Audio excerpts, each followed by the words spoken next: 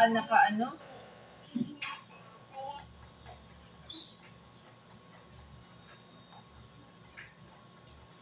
So kaya nga't mahalagang mensahe na tinuturo sa bawat isa sa atin na hayaan natin yung mga tao na gusto nang umalis. So kaya nga't sinasabi na ito'y magandang balita na kapag pinili ng isang tao na umalis sa ating buhay, maaring ito ang paraan ng Diyos para tayo ay protektahan. Para tayo ay i-direct tayo sa mas mabuting bagay. So kaya nga ang paghawak sa mga taong ayaw manatili ay maaaring makakahadlang lamang sa atin para sa mga pagpapala at layunin ng Diyos. So kaya nga ito yung dapat nating gawin.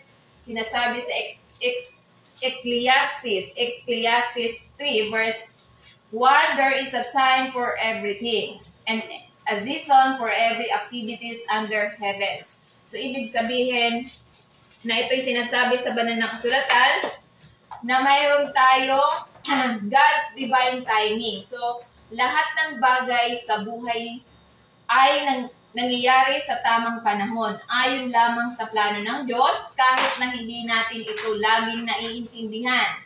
Dahil sinasabi, life is seasonal. So, ang buhay ay panahon. Kung paano ang kalikasan ay may iba't ibang panahon, ang ating buhay ay dumadaan sa panahon ng kagalakan, pakikibaka at paglago at pagbabago. So kaya nga dapat tayo lamang ay magtiwala sa plano ng Diyos. Sa halip na labanan ng pagbabago, dapat tayo magtiwala na ang Diyos ay may control sa bawat sandali, ay may layunin. So ano ang dapat nating gawin? Dahil let go and trust God's plan. So, kailangan natin na i-apply natin sa ating pang-araw-araw na pamumuhay. Dapat tayo ay be patient and trust God's timing. So, kailangan natin na huwag magmadali or mawala ng pag-asa sa paghihintay. So, kung may inaantay tayo, huwag tayong mawawala ng pag-asa. Sapagkat sinasabi, ano pang dapat nating gawin? Yakapin ang panahon na yung kinalalagyan ngayon. So, ibig sabihin, i-appreciate natin kung ano yung nasa kasalukuyan. So, ito man ay panahon ng paglago, paghinga, o hamon, alamin na ang Diyos ay gumagawa para sa atin. So, kaya nga, ito pang sinasabi na, humanap lamang tayo ng karunungan mula sa Diyos upang malaman ang tamang oras para sa mga aksyon at desisyon sa ating buhay. So kaya nga bilang mga mananampalataya, ito'y nagpapaalala sa atin na magtiwala lamang sa Diyos sa bawat panahon ng ating buhay. Alam na siya ay gumagawa sa lahat ng bagay para sa isang layunin para sa kabutihan natin. Amen? So kaya nga bilang mga mananampalataya, ito yung ang tao ay dumarating at umaalis. People come and go for a reason. So ibig sabihin, ito ay sandalian lamang ang mga dumarating sa atin. Kung minsan, ang mga papel, ang bawat papel or ang papel sa ating buhay ay minsan pansamantala at ang pagtitimpi ay magpapaalala lamang sa atin ng mga bagong pagpapala na inilaan ng Diyos para sa atin. So, ibig sabihin, kapag yung mga taong gusto nang umalis sa atin, tapos pinipigilan pa natin, so, nakakaantala pala to sa paglago natin sa Panginoon at sa pag-unlad natin. So, kaya kapag may gusto nang umalis sa buhay natin, huwag na natin silang pigilan. Dahil nakakaantala pala ito sa paglago natin na inilaan ng Diyos para sa atin. Kaya tulad na lamang sa halimbawa ni Abraham. Halimbawa ni Abraham at ni Lot. So, mababasa natin yan sa Genesis chapter 13, verse 5 to 18. Sinasabi dito, sa verse 5, ngayon si Lot na lumilipat kasama ni Abraham ay mayroon ding mga kawan at bakahan ng mga tulda. Sa verse 6, sabi niya rito, ngunit hindi sila kayang suportahan ng lupain habang sila ay nananatiling magkasama sapagkat ang kanilang mga ari-arian ay napakarami kaya hindi sila maaring manatili ng magkakasama. So kaya nga ito yung sinasabi na ito yung Abraham's generosity and faith. Dahil dito, sa halip na igiit ang kanyang karapatan, sa halip na igiit ni Abraham ang kanyang karapatan, pinahintulutan ni Abraham si Lot na pumili muna na nagpapakita ng pagpapakumbaba at pagtitiwala sa provision ng Diyos. Kaya sinasabi pa sa verse, sinasabi dito, so sinasabi pa sa banal na kasulatan, sa verse 7, at nagkaroon ng pagtatalo sa pagitan ng mga pastol ni Abram at ni Lot. Sa mga Kanyainita at Persita ay naninirahan din sa lupain ng panahong yon. Sa verse 8, sinasabi sa verse 8, kaya't sinabi ni Abram kay Lot, huwag tayong magkaroon ng away sa pagitan mo at sa akin sa pamamagitan ng iyong mga pastol. At sa akin sapagkat tayo ay malapit na kamag-anak. So sa verse 9, sinasabi dito, hindi ba ang buong lupain ay nasa harap mo? Maghiwalay tayo.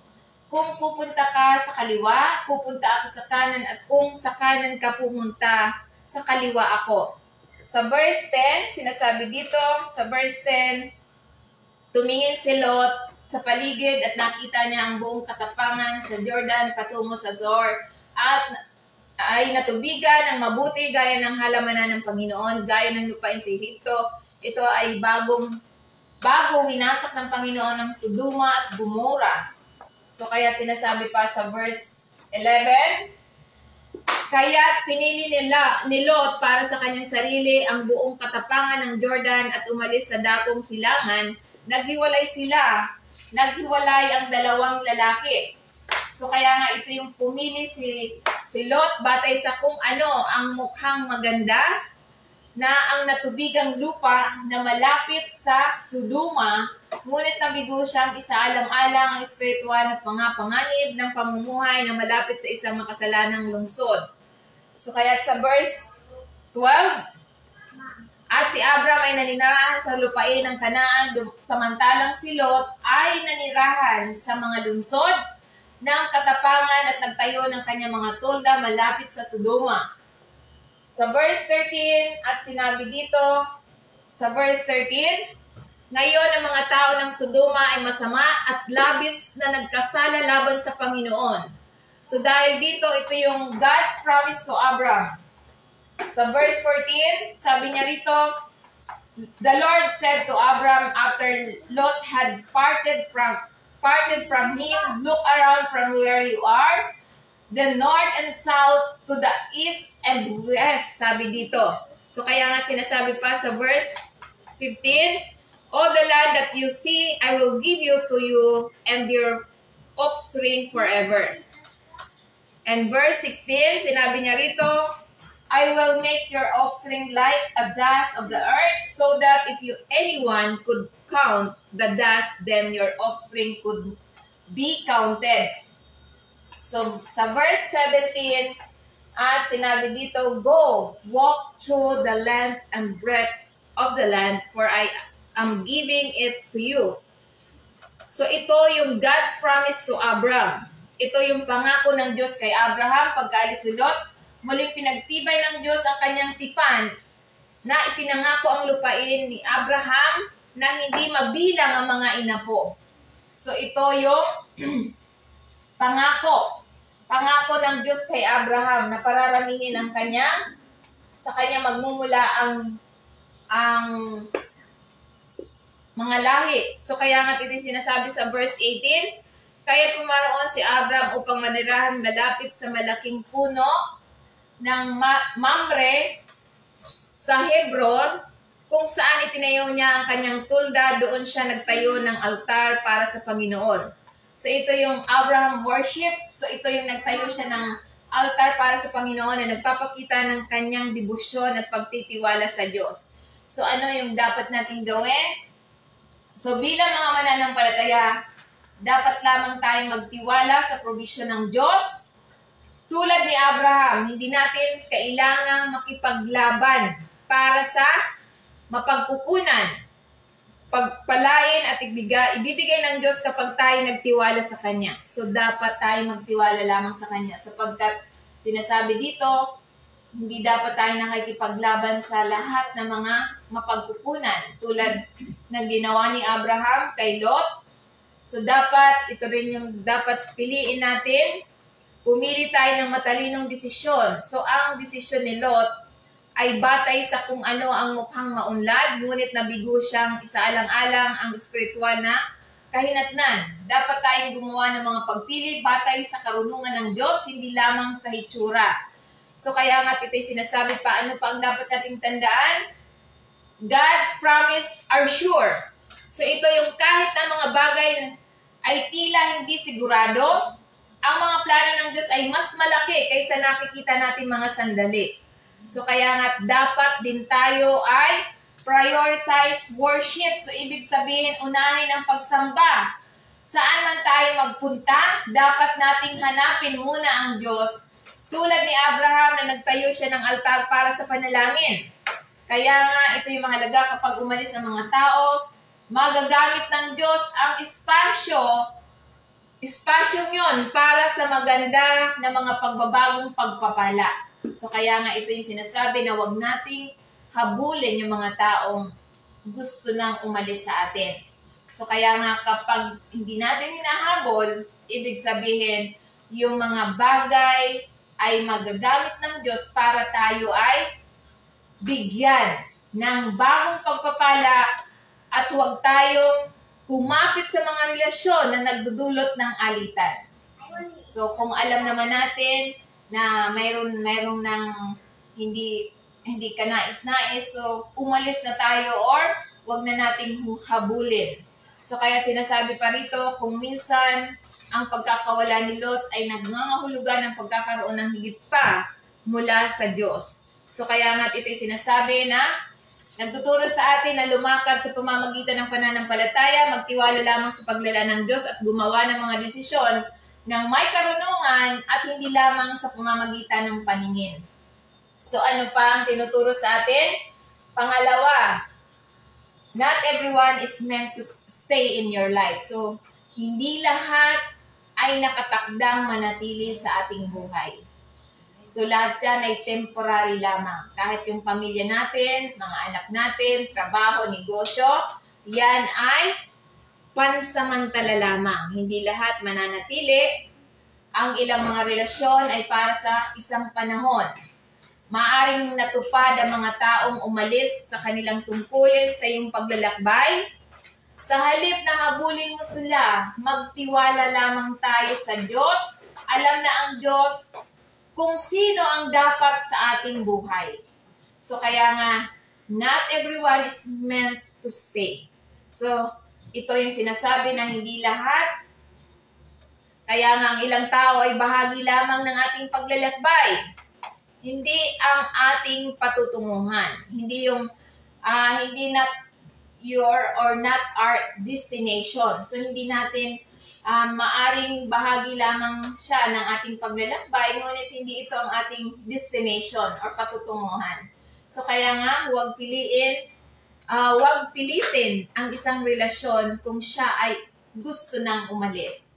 So tulad na lamang sa Amos chapter 3 verse 3, can two walk together except they be agreed? So, ito yung sinasabi na maaari bang maglakad na magkasama ang dalawa maliban kung sila ay napagkasunduan. So, kaya nga ito yung sinasabi na ito ang kahalagahan ng pagkakasundo at pagkakaisa sa anumang relasyon. So, maging sa pagitan ng mga individual, bansa o sa pagitan ng Diyos at sa kanyang mga tao, so inimumungkahin ito ang paglakad na magkasama. Parehong literal at matalinghaga ay nangangailangan ng pagkakahanay sa layunin ng mga halaga at direksyon. So kaya nga ito'y sinasabi sa banal na kasulatan na isang espiritual na kahulugan na ito'y nagpapaalala sa bawat mananampalataya upang lumakad kasama ng Diyos. So, dapat tayo maging nakaayon. So, kaayon lamang tayo sa kalooban ng Diyos at sundin ang kanyang mga daan. So, hindi pwede tayo na sasabihin na nagdalawa tayo magkasama, pero iba naman ang direksyon mo, iba naman direksyon. So, hindi iyon magkatugma. Kaya nga, dapat na sinasabi, dapat maging kaayon sa kalooban. At sundin ang kanyang mga daan, nalalapat din ito sa mga pakikipagnegosyo. So, kailangan kapag nakikipagnegosyo tayo, dapat magkaayon. Hindi pwede na magka-partner tayo sa negosyo, tapos iba yung layunin ng isa, iba layunin. Paano magtatagumpay? So, hindi nagtatagumpay yung mga tao kapag magkaiba, magkasalungat. Halimbawa, mag-asawa. Halimbawa, mag-asawa, dito siya nagsisimba sa Katoliko, yung isa ay dito sa iglesia. So, hindi dapat ganun. Dapat magkaayon. So, dapat pakikipagkaibigan, pakikipagrelasyon, pakikipagministeryo, dapat magkasama. Na ito'y nagbibigay diin sa pangangailangan para sa pagkakaisa na ibinabahagi ang pananaw. Hindi pwede na may asawa ka tapos iba ang sinisimbahan ng iyong asawa. Iba rin ikaw. So, kailangan pareho ang iyong pananaw. Sa pananampalataya, maging sa negosyo, maging sa lahat ng bagay. Dahil ang relasyon, pakikipagkaibigan man o romantiko ay nangangailangan ng kapwa pagsisikap na pareho ang pananaw. Kung ikaw lang ang sumusubok, hindi ito tunay na koneksyon. So, hindi magiging koneksyon kapag isa lang ang kumikilos o isa lang ang nagsisikap para doon sa mission na yon.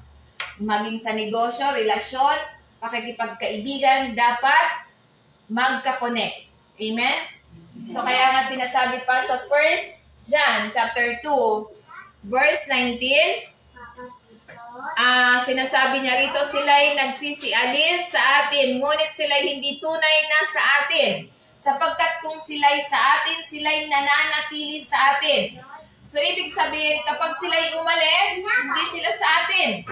So, kaya nga, ito'y nagsasalita tungkol sa mga umaalis sa pamayan ng Kristiyano na nagpapakita na sila'y hindi tunay na bahagi nito sa puso at pananampalataya. So, kaya kapag relasyon din, kung hindi yan sa atin, aalis yan sa atin. Ngunit kapag sa atin, mananatili sa atin, tulad ng pananampalataya. So, kaya nga ito'y binibigyan diin ng mga tunay na mananampalataya ay mananatiling matatag kapag sa atin. So, kaya, di ba, mayroon na ditong pumupunta, umaalis. Yung matatag lang ang nananatili. Tulad natin, matatag tayo, di ba? Amen. Praise the Lord. So, kaya mananatili tayo dahil tayo matatag. So, ang nananatili lamang, siya yung matatag. Tulad ng pananampalataya, tulad ng relasyon, tulad ng negosyo, ang nananatiling matatag, yan yung nananatili lang. So, kaya nga habang ang mga umaalis ay nagpapakita na hindi sila ganap na nakatuon. So, hindi nila, kumbaga, parang lang yan pampalipas oras lang nila. Yung mga taong hindi nagiging nananatili. So, kaya nga tulad na lamang sa halimbawa, ito yung sinasabi na ni John na nagsalita ng mga huwad ng mga yaong mga tumatalikod sa pananampalataya. Na nagpapakita ng kanilang paglisan ay patunay na ng kanilang kawalan ng tunay na paniniwala. So kaya kapag may umalis, ibig sabihin wala silang tunay na paniniwala o pananampalataya kapag may umalis na mananampalataya. Kaya nga ito'y nagsisilbing paalala na ang manatiling nakaugat sa ating Panginoon Kristo ay makikita ang tunay na pananampalataya mula sa panlilinlang. So makikita natin ang tunay na pananampalataya kapag nananatili sa atin. Amen? So kaya tulad na lamang sa halimbawa ni example, our Lord Jesus Christ and the rich young ruler. So ibig sabihin, mababasa natin yan sa Mateo 19 verse 16 to 22. Sinasabi dito, just then a man came up to our Lord Jesus Christ and asked, Teacher, what good things must I do to get eternal life? So ito yung tanong ng mayamang lalaki, batang lalaki. So sa verse 17, sabi niya, verse 17, why do you ask me about what is good? Jesus replied, this is only one who is good. If you want to enter life, keep the commandments. So ito yung sinasabi sa banal na kasulatan. So kaya nga ito yung sinasabi yung pagnanais para sa buhay na walang hanggan.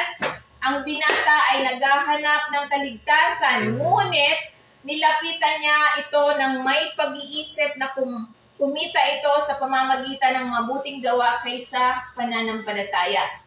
Kaya nga sinasabi pa dito sa verse 18, sabi niya rito, alin? Tanong niya, sumagot ang Panginoon Jesucristo, huwag kang papatay, huwag kang mangangalunya, huwag kang magnanakaw, huwag kang magbibigay ng maling patutuo.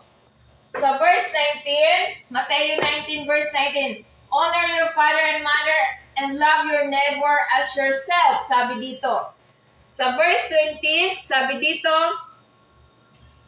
all this I have kept. The young man said, what I still lack. So ano pa ba yung kulang niya?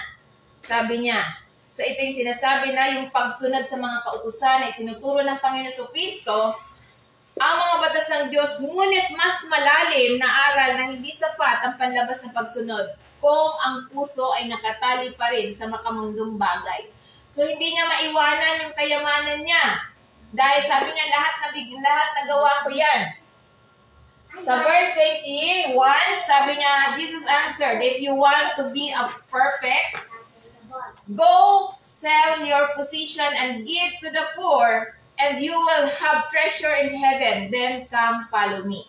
So ito yung sinabi ng Panginoon, kung gusto mo talaga, kung ibig mo maging perfecto, humayo ka, ipagbili mo ang iyong ari-arian at ibigay mo sa mga dukha at magkakaroon ka ng kayamanan sa langit. Pagkatapos, halika, sumunod ka sa akin. So ito yung panawagan ng Panginoon Jesucristo sa lubos na pagsuko. So kung gusto natin sumunod sa Panginoong Jesucristo, kailangan natin na iwanan, sabi ng Panginoon, na hinahamon tayo na bitawan ang mga makamundong kayamanan. Hindi dahil sa masama ang kayamanan, kundi dahil sa kanyang puso ay nakadikit sa kanila ng higit pa kaysa Diyos. So kaya kapag tayo ay hindi natin maiwanan yung mga kayamanan or mga Diyos-Diyosan, so ibig sabihin ng Diyos-Diyosan, ito yung mga pinapalit natin sa paglilingkod natin sa Panginoon tulad ng araw ng pagsamba. So araw ng pagsamba, inuuna mo pa yung mga bagay. So ibig sabihin, mas pinapriority ng tao ang nakadikit siya doon sa makalupa or makasanlibutan. So kaya nga sinasabi dito, sa verse 22, at sinabing dito, nang marinig ito ng binata, umalis siya ng malungkot sapagkat siya ay may malaking kayamanan. So siya ay malungkot ang binata na pagpipilian niya. Ang binata ay lumayo ng malungkot na nagpapakita na ayaw niyang ibigay ang kanyang mga kayamanan sa lupa para sa makalangit na kayamanan. So kaya nga, ito yung sinasabi na mahirap pa sa karayom na makapasok ay ano nga ba yung kasabihan sa kasanlibutan? Mas madali pang pumasok sa butas ang karayom kaysa sa kaharian ng langit. Dahil dito sa hindi naka-attach yung binata sa kanyang kayamanan, kaya siya'y nalungkot. So kaya nga ito yung sinasabi, kung pinapahalaga ng isang tao ang kanilang sarili, mga pagnanasa kaysa presensya, hayaan mo sila. So, dapat hindi natin pinipilit. Tulad ng Panginoon Jesucristo, hindi pinilit ng Panginoon Jesucristo ang mga relasyon at hindi rin dapat ikaw. So, kaya nga, kung hindi hinahabol ng Panginoon Jesucristo mga tao na may buong kapangyarihan ng langit, bakit nawawalan ka na ngayon? So, kaya nga ito sinasabi na, kaya't mahalaga na huwag nating pilitin. Dahil not everyone is meant to stay in our life. So kaya nga, ano pa ang tinuturo sa atin? So dapat tayo ay focus on those who appreciate and value you. So dapat i-focus lamang natin, tumutok lamang tayo sa mga taong pinapahalagahan tayo. So kaya nga ito sinasabi, sa halip na tumuon sa mga umaalis, Mamuhunan tayo sa relasyon na makabuluhan, makapagpasigla at makaayon lamang sa kalooban ng Diyos. So ano yung mga mamuhunan ng relasyon na makabuluhan? Tulad ng ganitong komunidad, pagsamba, pagbaaral ng Biblia, at pagbabahagi ng Biblia, pag-disciple, pag-Bible study. So dapat doon tayo mamuhunan. Sabi ng Panginoon na tumutok sa pinakamahalaga ang salita ng Diyos. Dahil sinasabi niya, your body doesn't change. So hindi tayo mababago. Hindi tayo mababago sa paningin ng Diyos. Ano man yung ating tayo napakahalaga ng Diyos, pinakamahalaga tayo sa Diyos. Ito yung sinasabi ang mga taong umaalis, mas maraming sinasabi tungkol sa kanila kaysa tungkol sa atin. So kaya nga, ano ang dapat natin gawin? Pahalagahan ang iyong sarili at ang iyong karapat-dapat. You are fearfully and wonderfully made. So tayo ay kamangha-mangha tayong pagkagawa ng Diyos sa atin. Kaya nga sinasabi niya sa Psalm 139 verse 14, we are created with purpose. God designed each of us uniquely and wonderfully. So ito yung nilikha tayo ng Diyos na kahanga-hanga at kamangha-mangha ang ating pagkalikha sa atin. Dinesenyo tayo ng Diyos sa bawat sa bawat isa sa atin ng natatanging kamangha-mangha. So dapat nakafocus lang tayo sa mga nagpapahalaga sa atin, nagbibigay sa atin ng attention. Amen? So kaya nga natin sinasabi na we should praise God for His creation. So dapat dapat nating purihin ang Diyos para sa Kanyang mga nilikha. Ang pagkilala sa Kanyang gawa sa atin ay humahantong sa pagsamba at pasasalamat. So kaya nga, sabi dito, our work comes from God. So mahalaga tayo, nabigay ito ng Diyos sa atin. Kaya pahalagahan natin ang ating sarili. So kaya nga ang ating halaga ay nagmula sa Diyos, ang ating halaga ay hindi batay sa makamundong pamantayan. Ngunit ito'y katotohanan na tayo obra maestra ng Diyos. So kaya nga ito yung halaga na kadalasang ginagamit upang hikayatin ang pagpapahalaga sa ating sarili na nagpapaalala sa bawat mananampalataya na tayo nilikha na may banal na pangangalaga at layunin ng Diyos. So kaya nga, huwag nating pilitin yung mga gusto nang umalis sa buhay natin. Amen? So ano pa ang dapat nating gawin? Sinasabi sa pang-apat, so ang Panginoon Kristo hindi niya hinabol ang mga iniwan siya. So ibig sabihin, yung mga iniiwan tayo, huwag nating hahabulin. Yun yung pang-apat. Nang ilang mga disipulo ay tumalikod sa ating Panginoon Kristo, hindi niya sila hiniling na manatili. So hindi siya nagmakaawa. Sa halip, tinanong niya ng kanyang pinakamalapit na mga disipulo kung gusto rin niya bang umalis. So ito yung mga tunay na koneksyon ay mananatili at ang mga sapilitan ay hindi magtatagal. So kapag napipilitan lamang tayo, halimbawa pinipilit natin yung ating sarili sa mga tao, hindi ito magtatagal kapag pinipilit lang natin ang isang tao sa ating buhay na pumasok sa ating buhay. Amen? Kaya nga sinasabi niya sa Proverbs 18 verse 24, sabi niya, ang may mga kaibigang hindi mapagkakatiwalaan ay madaling mapapahamak. Ngunit may isang kaibigan na mas malapit kaysa isang kapatid. So kaya nga ito sinasabi, friendship requires effort. So kailangan, ang pagkakaibigan ay nangangailangan ng pagsisikap. So ibig sabihin, upang magkaroon ng mga tunay na kaibigan, ang isang kaibigan ay dapat maging palakaibigan, mabait at handang mamuhunan para sa mga relasyon. So kaya nga, ang tunay na kaibigan ay mas malalim kaysa pagkakaugnay ng dugo. So di ba yung sasabihin nila na mas naniniwala sila sa kanilang kaibigan kaysa kanilang kapatid. Mas nag-share sila ng mga experience nila sa kanilang kaibigan kaysa sa kapatid. So kaya nga dito sinasabi na ang tunay na makikipagkaibigan ay mas malalim kaysa pagkakaugnay ng dugo. Ang ilang mga kaibigan ay maaaring maging mas tapat at maaasahan kaysa mga miyembro ng pamilya. Agree ba tayo dyan? Mas nagtitiwala ba tayo sa kaibigan kaysa mga kapatid? So kaya nga ito yung sinasabi na maraming binibigang kahulugan na ang kaibigan ay mas malapit kaysa kapatid bilang pagtukoy sa ating Panginoon Kristo na nanatiling tapat kahit na nabigo ang iba. Ito rin ay nagpapaalala sa atin na pahalagahan at pagyamanin ang malalim na makadiyos na pagkakaibigan.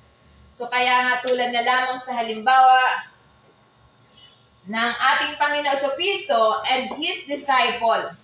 So kaya nga mababasa natin yan sa ang Panginoon Kristo, kanya mga disipulo, maraming tao ang sumunod sa ating Panginoon Kristo pansamantala. Ngunit ang kanyang mga tunay na disipulo ay nananatili kahit na mahirap sa mga panahon. Mas mahalaga ang kalidad ng relasyon kaysa dami. So mas okay lang na kakaunti basta ito ay may quality kaysa naman napakarami tapos hindi naman mahalaga. So kaya nga ito yung sinasabi na maraming disipulo ng Panginoon Kristo ang tumalikod. Mababasa natin yan sa John 6 verse 66. Sinasabi dito na from the time many of His disciples turned back and no longer follow Him. So wala nang ibig sabihin umalis. So, hindi pinigilan ng Panginoon Kristo ang mga taong umalis sa Kanya. Yung mga disipulo niya na umalis, hindi niya pinigilan.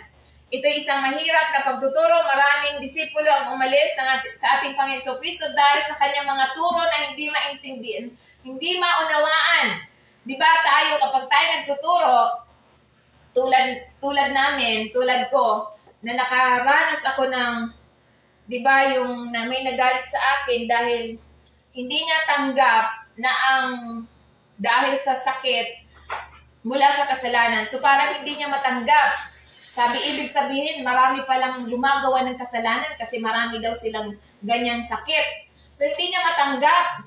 Nasabi niya, hindi ko pa rin malimutan yung sinabi mo na dahil sa kasalanan ako may sakit. So hindi niya matanggap.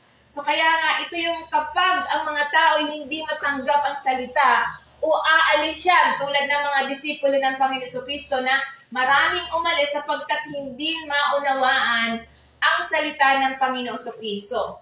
Dahil dito ang kanyang mga turo, lalo na tungkol sa pagiging tinapay ng buhay at tunay na espiritual na pagkain, ay napakahirap tanggapin. So yung mga disipulo ng Panginoon Kristo, mahirap tanggapin na sasabihin, yung tinapay na magbibigay buhay, so hindi maintindihan. Kaya tayo mga nagtuturo ng salita ng Diyos, kapag hindi nila maintindihan, marami ang nagagalit. Kaya nga ito yung katotohanan versus false disciple. Ang ilang mga sumusunod sa ating Panginoon Kristo para sa himala at pagpapala, ngunit hinahamon na palalimin ang pananampalataya, sila'y tumalikod. So tumalikod yung mga disipulo ng Panginoon Kristo dahil hindi nila maunawaan ang salita ng Panginoon Kristo.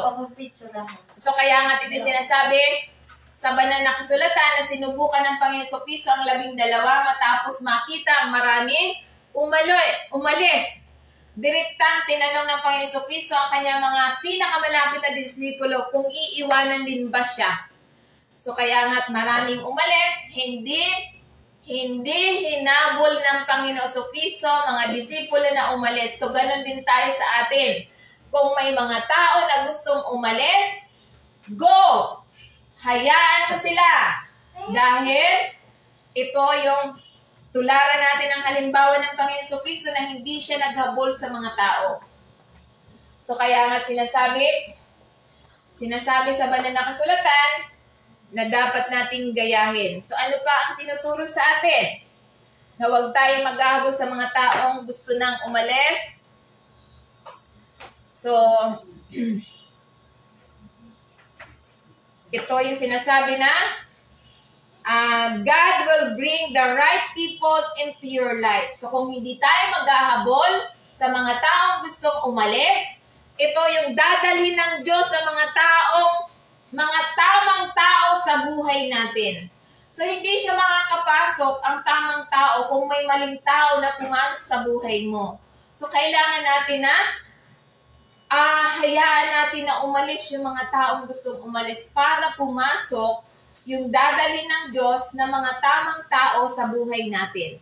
So, kaya nga ito'y sinasabi, kapag binitawan natin ang mga maling tao, binibigyan tayo ng Diyos ng puwang na magpadala siya ng tamang tao, yung mga tamang tao na magpapalakas ng loob sa atin, susuporta sa atin, lalakad kasama natin ng may pananampalataya. Amen? Amen. So yan ang dahilan kung bakit hindi dapat tayo maghabol sa mga taong gusto nang umalis. Dahil kapag pinilit natin yung mga taong gusto nang umalis, yung mga darating na tamang tao hindi makakapasok sa buhay natin.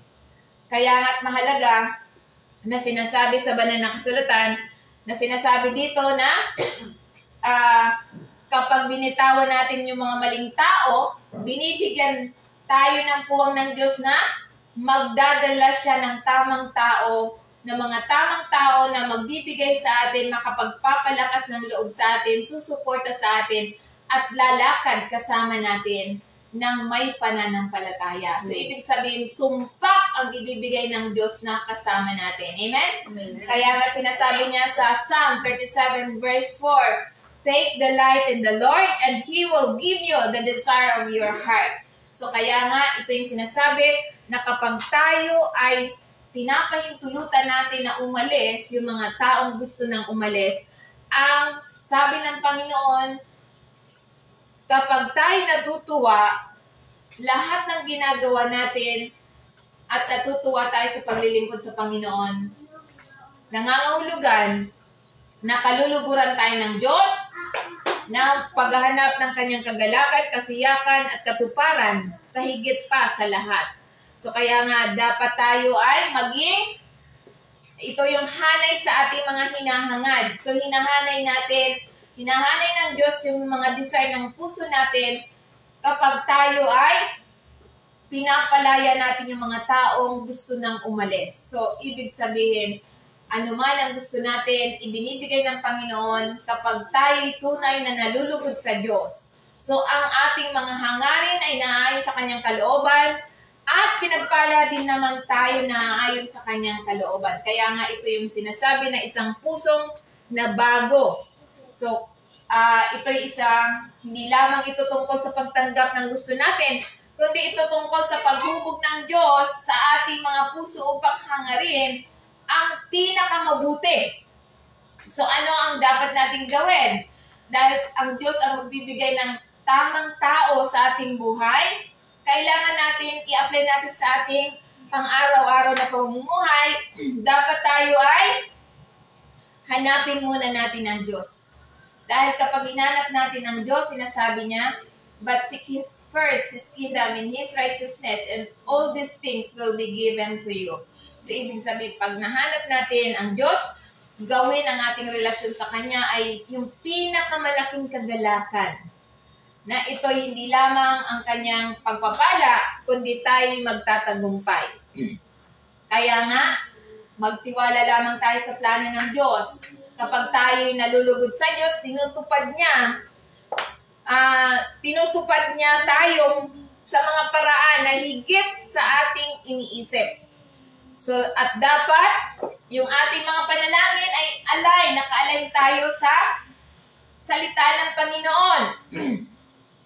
Kaya nga, hinihiling sa Diyos na hubugin ang ating puso upang ang ating mga hangarin ay sumasalamin sa Kanyang perpektong kalooban.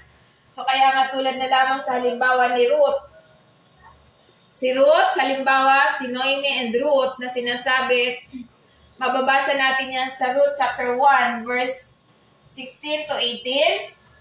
Sabi niya sa 16, "Huwag mo akong hikayatin na iwan ka o talikuran ka. Kung saan ka pupunta ay pupunta ako, at kung saan ka mananatili ay mananatili ako. Ang iyong bayan ay magiging aking bayan, at ang iyong Diyos ay iyong aking maging Diyos." So ito yung hindi natitinag na katapatan.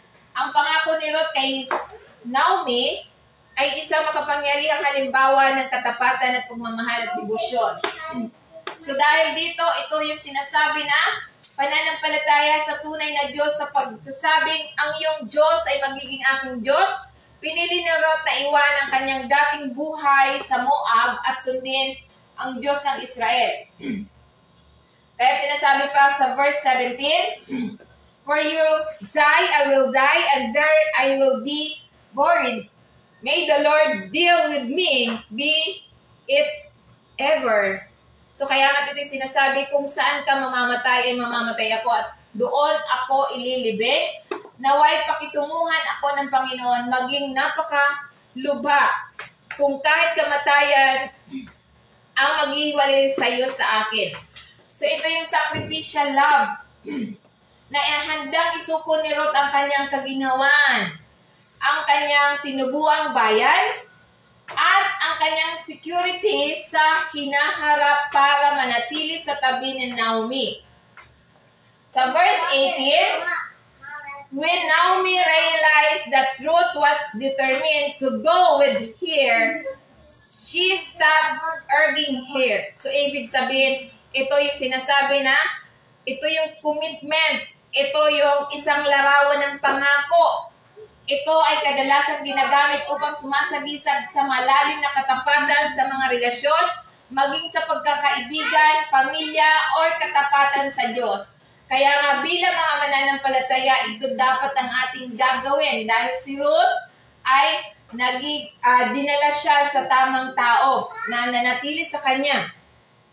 So kaya nga ito yung sinasabi sa banal na kasulatan na dapat isabuhay natin sa ating pang-araw-araw na buhay, dapat tayo ay be faithful in our relationships. So, ibig sabihin, maging tapat tayo sa mga relasyon. Ang tunay na pag-ibig at katapatan ay nangangailangan ng sakripisyo at pangako. So, dapat mayroon tayong loyalty, required sacrifice, and commitment. So, ito yung tunay na pagiging tapat sa mga relasyon.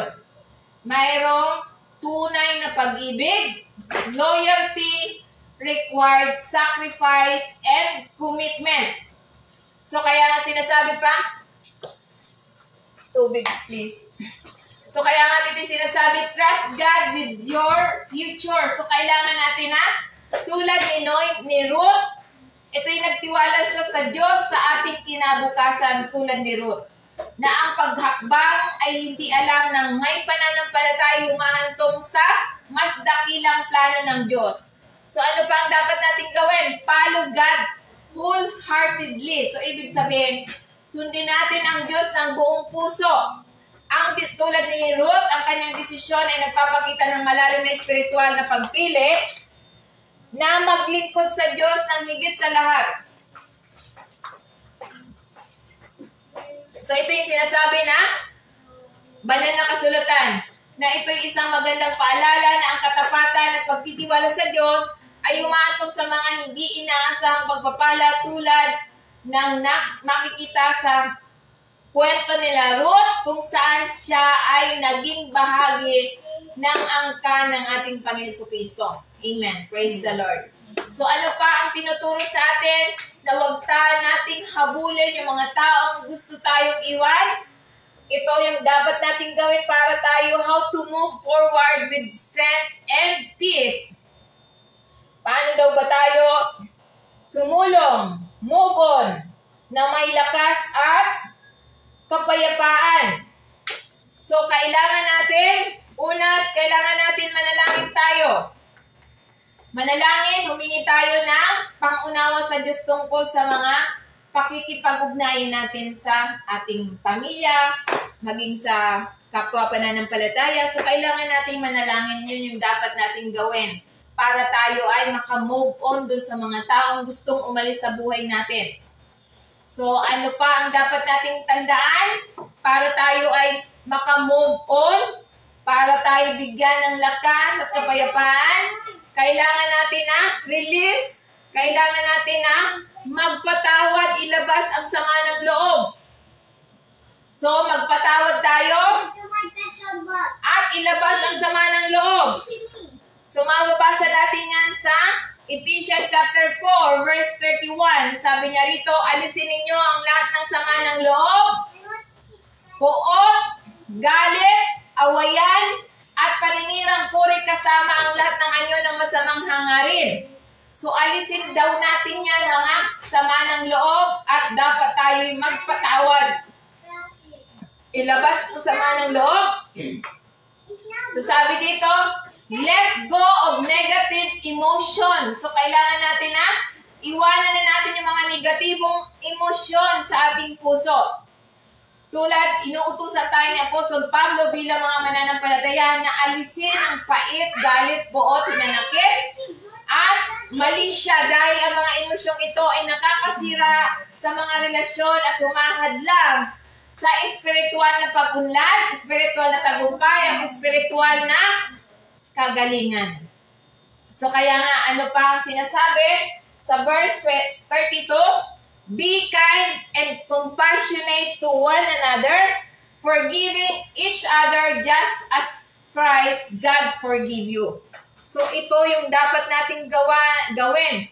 Dapat choose kindness and compassion. So piliin natin na kahit nakaranas tayo, kahit na masakit ang pag-alis nila, piliin natin na tayo maging mabait at kabaitan. Sa halip na tumugon ng may galit, tinawag tayo magpakita ng pagmamahal, biyaya at pag-unawa. Kaya sinasabi niya dito, forgive as Christ forgive you. So ibig sabihin, magpatawad tayo. So kahit masakit ang pag-alis nila, patatawarin natin sila.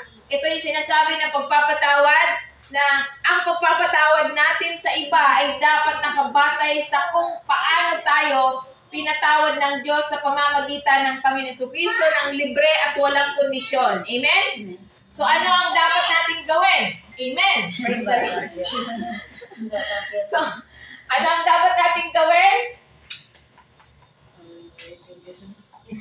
Sinasabi sa banal na kasulatan, bilang mga mananampalataya, para mawala ang sama ng loob, ito ang dapat natin gawin. Isabuhay natin sa ating pamumuhay.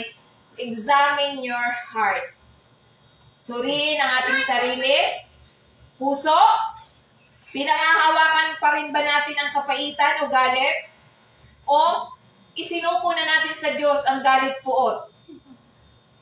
Dapat, ito ang dapat natin tingnan sa ating mga puso kung mayroon pa rin bang galit puot. At dapat, practice kindness daily. So, ibig sabihin, magsalita at tumilos ng may kahinanuhan at pagmamahal kahit na mahirap. At ano pang dapat natin gawin? Forgive as Christ forgive you. So, ang tunay na pagpapatawad ay hindi tungkol sa ibang tao na karapat-dapat, kundi tungkol sa pagpapakita ng biyaya ng Diyos. So, ibig sabihin, kahit na yung mga tao ay nakagawa sa atin ng kasalanan, tulad ng Panginoon Jesucristo, sabi niya, Ama, patawarin mo sila sapagkat hindi nila alam ang kanilang ginagawa. So, kahit ang Panginoon Jesucristo, ang mga tao ang may kasalanan sa Kanya, siya pa ang humingi ng tawad. So, ganun ang tularan natin. Kaya kapag tayo, mayroon tayong nagagalit sa atin, kahit wala tayong kasalanan ginawa, tayo pa rin ang hihingi ng tawad, tulad ng pagpapatawad ng Panginoon Jesucristo sa mga taong nagpapako sa krus sa Kanya, nagpapatay sa Kanya. So, iyan yung dapat nating tularan, ang pagpapatawad ng Panginoon Jesucristo. Amen? So, at dapat, ano pa ang dapat nating tandaan? Trust God's timing. Sapagkat sinasabi niya sa Jeremiah 29 verse 11, For I know the plans I have for you, declares the Lord, plans to prosper you and not to harm you, plan to give you hope and a future. So, ibig sabihin, para tayo makamove on, na binibigyan tayo ng lakas at kapayapaan, kailangan lamang natin na ipagkatiwala natin sa perfectong panahon ng Diyos. Dahil ito yung plano ng Diyos sa atin, kahit na ang buhay ay hindi sigurado, ang Diyos ay may control at may layunin para sa atin. Na ito yung sinasabi na God's plan isn't limited by who lives. Ibig sabihin, ito yung sinasabi, ang plano ng Diyos hindi limitado sa kung sino ang umalis. Kapag ang isang tao ay lumabas or umalis, ang Diyos ay mayroon pa rin siyang mas malaking bagay na nakalaan sa atin. So, ibig sabihin, mas malaking bagay ang nakalaan sa atin kapag mayroong nawala, umalis, halimbawa, mga pambayad sa mga bills.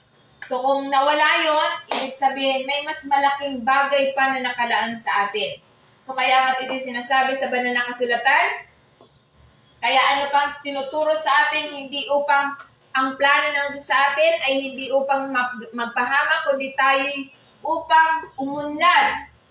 Ang plano ng Diyos ay para sa ating ikabubuti, bagamat maaring hindi ito palaging maging katulad ng inaasahan natin, pero ang plano ng Diyos para sa kabutihan natin. Amen? Amen. So kaya nga sinasabi niya, kinabukasan na punong-puno ng pag-asa ang gusto ng Panginoon. Ito yung nagpapaalala sa atin na ang plano ng Diyos ay humahantong sa pag-asa at pagpapanumbalik, anuman ang ating mga pinagdadaanan. So kaya nga, bilang mga mananampalataya, dapat lamang tayo magtiwala, trust God's timing. So ito yung dapat natin isabuhay sa ating pang-araw-araw na buhay sapagkat, sabi ng Panginoon, dapat manatili tayong tapat. Ang mga plano ng Diyos ay nagbubukas habang hinahanap natin siya at lumalakad sa kanyang mga daan. At dapat tayo ay yakapin natin ang pag-asa, anuman ang sitwasyon. Ang mga pangako ng Diyos ay nananatiling totoo at pinangungunahan tayo tungo sa kanyang pinakamahusay para sa atin. So ano pa ang dapat nating gawin para tayo ay makamove on ng may lakas at kapayapaan? Kailangan natin ng focus on your growth. Sabi niya rito, focus on your growth. So ibig sabihin, tumutok lamang tayo sa paglago. Sikapin maging ang taong tinawag tayo ng Diyos. So sinasabi niya, tayo'y magtiwala lamang tayo sa gawain ng Diyos. Sinasabi niya sa Philippians 1 verse 6, being confident of this, that He who began a good work in you will carry it onto completion until the day of our Lord Jesus Christ. So ibig sabihin, magtiwala lamang tayo sa gawain ng Diyos hanggang wakas. Dahil sinasabi dito, ito yung ang Diyos ang nagsisimula ng gawain. So, ibig sabihin ng ating spiritual na paglago at kaligtasan ay nagsisimula sa biyaya ng Diyos, hindi sa ating sariling pagsisikap. Kaya dahil dito, ang Diyos ay tapat na tatapusin ang kanyang sinimulan. Hindi niya pinababayaan ang kanyang mga anak, ngunit patuloy niyang hinuhubog at binabago niya tayo. So, dahil dito, ito yung proseso, the process of lifelong. So, ito yung panghabang buhay na proseso na ginagawa ng Diyos. Ito yung spiritual na paglago ay patuloy at ang Diyos ay patuloy na gagawa sa atin hanggang sa pagbabalik ng ating Panginoon Kristo. So, ito yung layunin ng Diyos sa atin na patuloy tayo binabago. So, kaya nga bilang mga mananampalataya, ito yung dapat nating i-apply natin sa pang-araw-araw nating pamumuhay. So, kailangan natin na magtiwala lamang tayo sa proseso ng Diyos at dapat, sinasabi na kahit na hindi natin agad nakikita ang pag-unlad, ang Diyos ay kumikilos para sa atin. At dapat tayo'y laging manatiling nakatuon sa Kanya. Patuloy tayong lumago sa pananampalataya dahil alam ng Diyos ay hinuhubog niya tayo araw-araw. Hinuhubog niya tayo, binabago niya tayo araw-araw. Kaya ano ang dapat natin gawin? Magkaroon tayo ng tiwala. Anuman ang ating pakikipagbaka, gagawin ng Diyos ang kanyang layunin sa iyo, sa akin, sa ating lahat bilang mga mananampalataya. Kaya ito yung makapangyarihang paalala ng ang Diyos ay hindi sumusuko sa atin. Hindi tayo sinusukuan ng Diyos. Mula sa simula hanggang katapusan ng ating buhay, hindi niya tayo sinusukuan.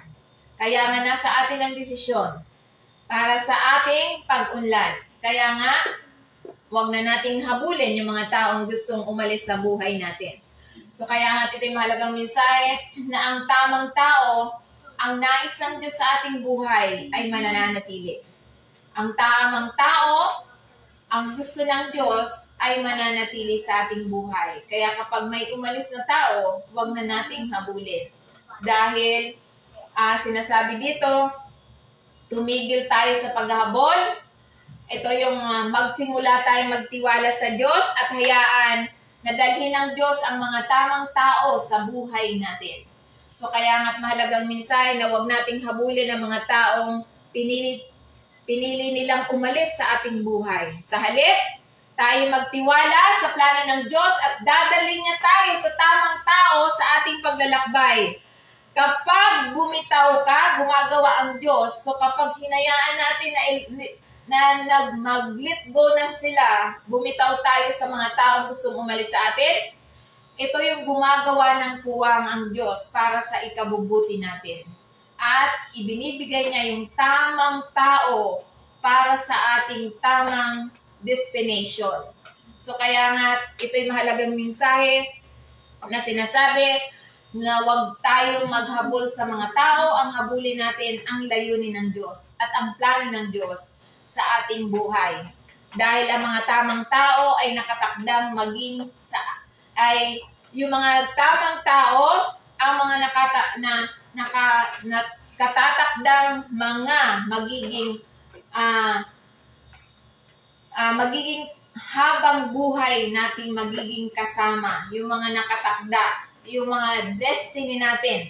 Ito yung mananatili sa atin na tayo susuportahan. Tayo ay mananatili sa atin sa paglago at makakasama natin sa paglalakbay natin sa sanlibutan ito. Kaya hayaan ang mga hindi para sa atin, tayo magtiwala lamang sa plano ng Diyos sa mas mahusay sa ating mga hinaharap. So kaya nga ito yung magandang balita na sinasabi sa Biblia na huwag na tayong maghabol sa mga taong gusto nang umalis sa buhay natin. Amen? Praise the Lord. So purihin ang Panginoon. So tayo po'y tumayo.